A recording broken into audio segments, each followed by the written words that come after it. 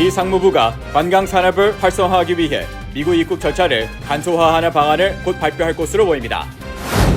뉴욕시가 가정의 소득 수준과 이민 신분 등에 상관없이 모든 공립교 학생 가정에 식비 보조금을 지급합니다. 뉴요커의 대다수가 다음 범죄의 희생양이 될까 두렵다고 답했다는 설문조사가 나왔습니다.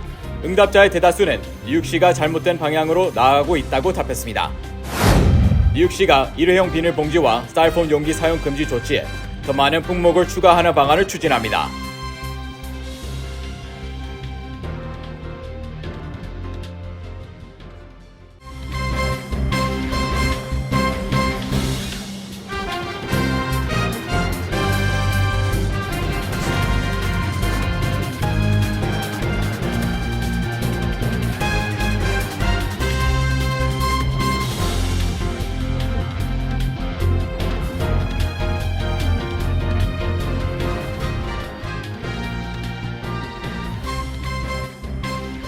여러분 안녕하십니까? KBTV 뉴스9 이창원입니다. 미 상무부가 코로나19 이후 각종 여행 제한으로 큰 타격을 입은 관광 산업을 활성화할 국가여행 관광 전략을 발표할 예정인 것으로 알려졌습니다. 첫 번째 소식 전상희 기자가 전합니다. 지나 러먼도 상무장관은 미국이 코로나19 팬데믹 이전 수준으로 외국인 관광객을 유치하기 위해 입국 절차를 간소화해야 한다며 종이 서류 기반의 번거로운 절차에서 디지털화된 프로세스로 전환하고 싶다고 밝혔다고 로이터 통신이 보도했습니다. 특히 코로나19 엔데믹 속에서 세계 각국이 외국인 입국 금지를 포함한 국경 제한을 해제하는 추세에 발맞춘 조치가 포함될 것으로 예상됩니다. 현재 미국에 입국하려면 코로나 예방접종이 필요하고 코로나19 검사 결과 음성으로 확인돼야 합니다. 이에 미국 내 항공사들은 다른 국가들에서는 음성 검사 결과를 요구하지 않는다며 행정부의 조치를 요구하고 있습니다. 러먼도 장관은 코로나 음성 테스트가 관광 산업에 대한 장벽이라며 미국이 정상이 아니라고 인정하면서 관광업계에서 관련 얘기를 많이 들었고 행정부에 그것을 표현했다고 밝혔습니다. 행정부는 관광 활성화 전략을 통해 2027년까지 외국인 관광객을 9천만 명, 이들의 연간 지출액을 2,790억 달러로 늘린다는 목표를 세운 것으로 전해졌습니다. 상무부에 따르면 2019년 외국인 관광객 수는 7,940만 명에 달했습니다. 그러나 코로나19 팬데믹 직후인 2020년 1,920만 명으로 급감했고 2021년 2,210만 명으로 소폭 회복했습니다. 코로나19 이전 관광업은 미국의 950만 개의 일자리와 1조 9천억 달러의 국내 총생산을 창출한 것으로 집계됐습니다. KBTV 뉴스 전상입니다. 팬데믹 초기 연방 정부가 어려운 학생들을 위해 시작한 연방 프로그램 PEBT를 통해 공립교 학생을 둔 모든 뉴욕시 가정에 소득에 상관없이 자녀 1인당 375달러가 지급됩니다. 자세한 소식 전상희 기자가 전합니다. 뉴욕주가 2021년 6월 기준 공립학교에 등록한 학생들이 있는 가정에 여름방학을 맞아 팬데믹 EBT를 통해 급식비를 지급하기 시작했다고 교육 전문 매체 초코비트와 뉴욕주 임시 및 장애 지원국 등이 전했습니다. 팬데믹 EBT는 팬데믹 초기 공립학교가 일제히 폐쇄되면서 학교 급식을 먹기 어려운 학생들을 위해 시작된 연방 프로그램이며 여름방학 기간에도 무료 급식을 받을 자격이 있는 학생들을 위해 자금을 지급해야 한다는 판단에 따라 여름 팬데믹 EBT를 지급하기로 했습니다. 이번 팬데믹 EBT 지급은 팬데믹 이후 세 번째로 현재까지 뉴욕주에서는 34억 달러 이상이 가정에 지급된 것으로 전해졌습니다. 뉴욕주는 조 바이든 대통령의 식량 지원 확대 행정명령에 따라 연방정부 지원을 통해 학생 가정 식료품 구매를 위한 팬데믹 EBT 프로그램을 실시하고 있으며 학생 1명당 연간 최대 1,320달러의 지원금을 받을 수 있게 됐습니다. 뉴욕시의 경우 공립학교 급식이 무상 제공되기 때문에 가구 소득에 상관없이 공립학교 자녀가 있다면 무조건 1인당 375달러를 받을 수 있으며 가족들의 이민 신분도 상관없습니다. 무료 급식 지원금은 이미 지급된 팬데믹 EBT 카드에 별도 신청 없이 자동으로 입금되며 이 카드는 대부분의 식료품점에서 사용할 수 있습니다. 분실된 팬데믹 EBT 카드 재신청 등 자세한 내용은 뉴욕주 빈곤가정 장애 지원국 웹사이트에서 확인할 수 있습니다. KBTV 뉴스 전상입니다. 뉴욕시의 미래와 에릭 가드 뉴욕시장에 대한 뉴욕 시민들의 생각이 꽤나 비관적으로 나타났다는 설문조사 결과가 나왔습니다. 이 설문에 참여한 응답자의 56%는 뉴욕시가 잘못된 방향으로 가고 있다고 답했습니다. 자세한 소식 김은지 기자가 전합니다. 오늘 지역 매체 스펙트럼 뉴스원이 시에나 칼리지와 공동으로 뉴욕 시민 1,000명을 대상으로 실시한 설문조사 결과에서 현 시점에 뉴욕시를 살아가는 시민들의 삶은 대체적으로 암울한 것으로 나타났습니다. 설문 응답자 중 70%는 팬데믹 이전보다 현재 뉴욕시가 훨씬 덜 안전하다고 느낀다고 말했습니다. 최근 심각성이 대두되고 있는 치안 문제에 대해서도 응답자의 반응은 냉랭했습니다. 이번 주 에릭 아담스 뉴욕시장은 뉴욕시의 전체 범죄는 여전히 증가하고 있지만 총기 난사 추세는 감소하고 있다고 발표했습니다. 그러나 전체 응답자의 74%는 아담스 시장의 범죄 해결 능력이 매우 미흡하다고 답했습니다. 또 조사 응답자의 무려 76%는 자신이 폭력 범죄의 희생자가 될 것이라고 어느 정도 또는 매우 우려하고 있는 것으로 나타났습니다.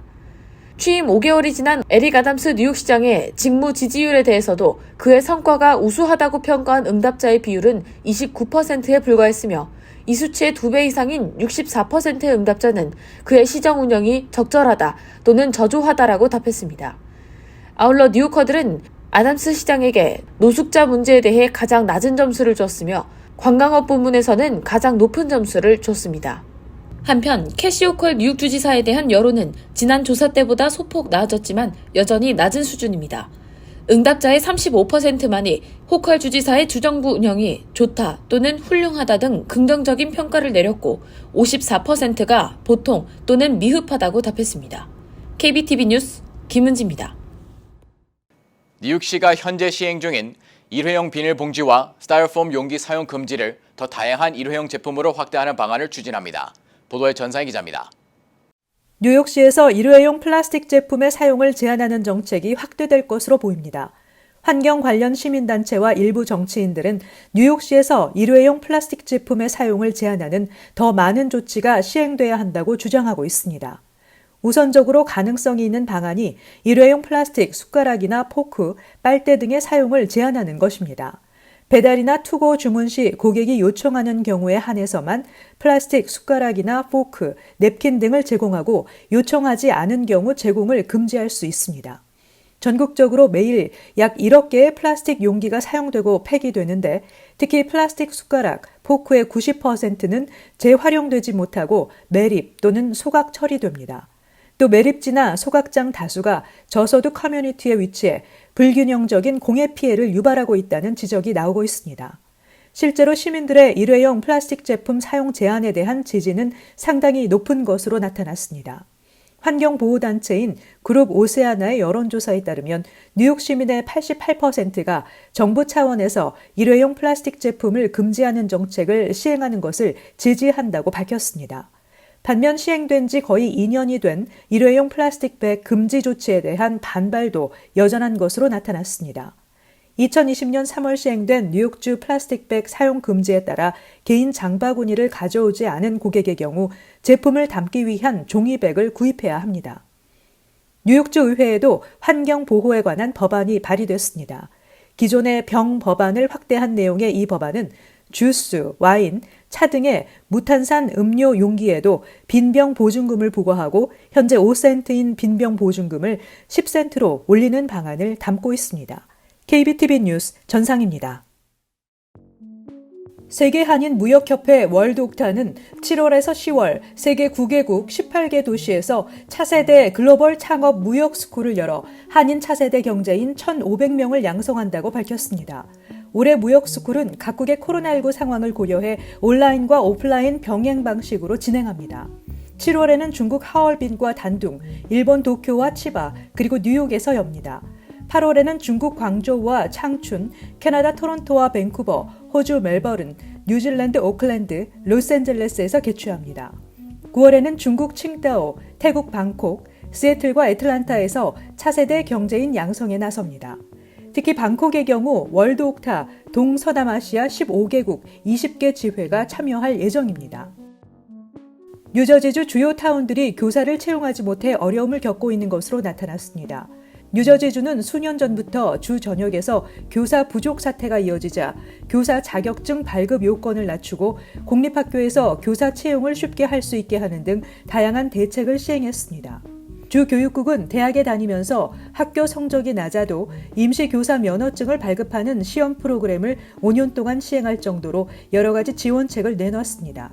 그러나 뉴저지 정책 퍼스펙티브는 뉴저지주의 교사 부족 사태의 가장 중요한 원인은 교사가 되려는 대학생들이 부족하기 때문이라는 진단을 내놨습니다. 이 같은 원인으로 최근 사회 각 분야의 갈등이 높아지면서 정치적 견해, 성, 인종 등 각종 차별, 심지어 마스크 착용 등 교육적 결정에 반발하는 부모들이 방어력이 약한 교사를 타겟으로 공격하는 일이 많아지면서 교육권이 땅에 떨어졌기 때문이라는 지적이 나오고 있습니다. 올해 등록 시기를 놓친 메디케어나 메디케이드의 등록 또는 취소를 할 수 있는 기간이 연장돼 한인들에게 희소식이 되고 있습니다. 연방정부는 메디케어 파트 A나 파트 B의 신청이나 취소를 전화를 통해 요청했지만 2022년 1월 이후 전화 연결에 어려움을 겪고 있는 주민들이 많아 이같이 기간을 연장한다고 밝혔습니다. 연방정부는 일반 등록기간, 초기 등록기간 또는 특별 등록기간에 등록이나 취소 신청을 접수하지 못한 경우 올해 말까지 기간을 연장해 주기로 했습니다. 따라서 정해진 기간에 등록이나 취소를 하지 못한 한인들은 올해 연말 12월 31일까지 다시 신청할 수 있는 기회를 갖게 됩니다. 전미 자동차 협회가 집계한 뉴저지주 평균 휘발유 값은 갤런당 4달러 99센트로 5달러 선에 달했습니다. 한인 밀집 지역인 버겐 카운티 평균 가격도 갤런당 4달러 99센트로 주 평균과 비슷했습니다. 미드그레이드, 프리미엄 휘발유의 경우 각각 5달러 35센트, 5달러 60센트까지 올랐습니다. 레귤러 기준 가격이 일주일 전만 해도 갤런당 4달러 76센트 수준이었던 뉴저지주 평균 휘발유 값은 23센트나 올랐습니다. AAA의 집계에 따르면 에섹스, 모리스, 서머셋, 머서 카운티의 경우 레귤러 휘발유값 평균이 갤런당 5달러 이상을 기록했습니다. 전국 평균 휘발유값은 갤런당 4달러 87센트로 일주일 전 4달러 62센트에서 25센트 상승했습니다. 잠시 후 커뮤니티 브리핑을 전합니다.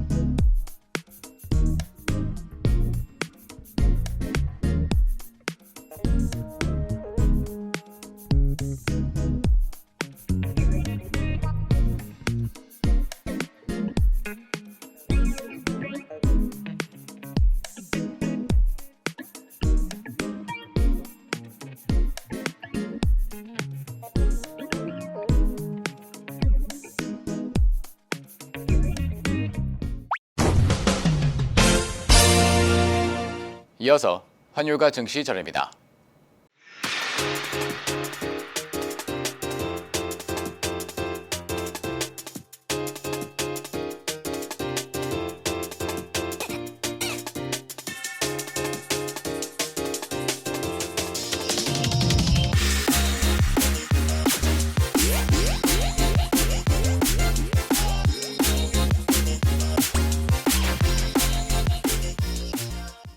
잠시 후 뉴욕과 뉴저지 날씨 전해드립니다.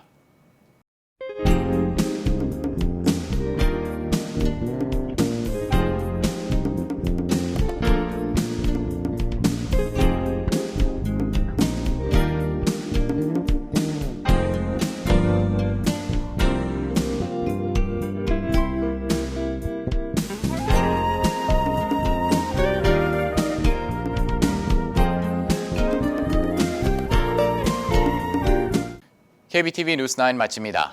오늘도 시청해주셔서 감사합니다. 편안한 밤 보내시 바랍니다.